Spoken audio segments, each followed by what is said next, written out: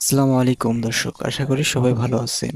আজকে আবারও আপনাদের সামনে চলে আসলাম নতুন একটি ভিডিও নিয়ে।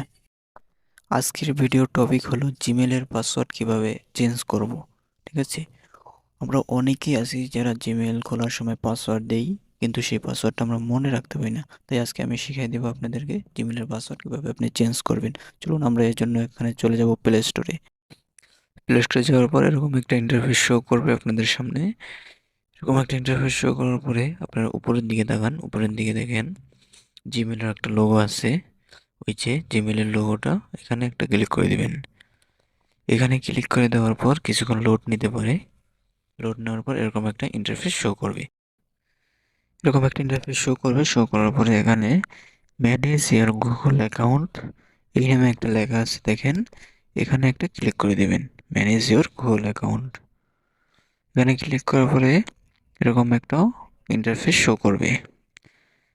আপনার উপরে আপনার জিমেলটা চলে আসবে, তারপরে নিচে হোম স্ক্রিন, তারপরে personal information, data and privacy, এরকম কিছু অপশন আসবে। এখান থেকে আমাদের খুঁজে বের করতে হবে সিকিউরিটি। তো চলুন আমরা এখন সিকিউরিটি খুঁজে বের করব।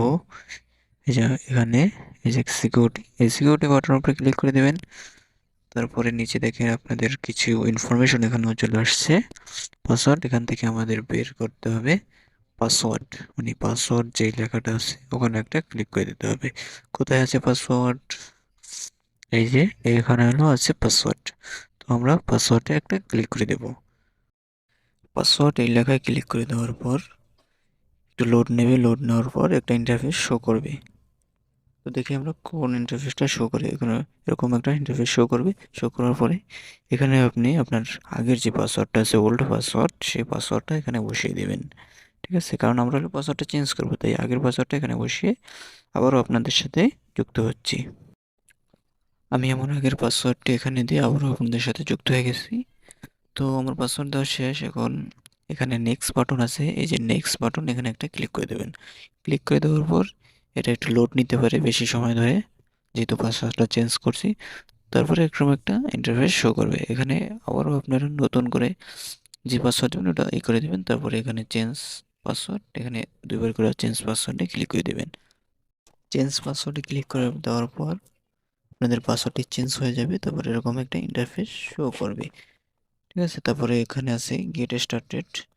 এই গেট স্টার্ট এখানে ক্লিক করে দেওয়ার পর আপনি আপনার আগের পেজে চলে যাবেন। এখন আপনার পাসওয়ার্ড চেঞ্জ হয়ে গেছে। তো খোদা হাফেজ, আজকের ভিডিও এখানে শেষ করছি। আবারও দেখা হবে নতুন একটি ভিডিও নিয়ে। এতদিন ভালো